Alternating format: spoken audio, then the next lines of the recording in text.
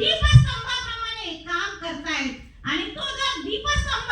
आम्ही जर आमच्या समोर ठेवला तर निश्चित आमच्या हातून असं प्रचंड कार्य होईल.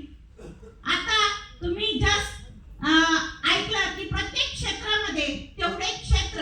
आजवर 15 वर्षामध्ये मी पूर्ण काबीज केलेले आहेत आणि प्रत्येक ठिकाणी जाणं, त्यानंतर राष्ट्र घडविताना म्हणजे शाळा, त्या पण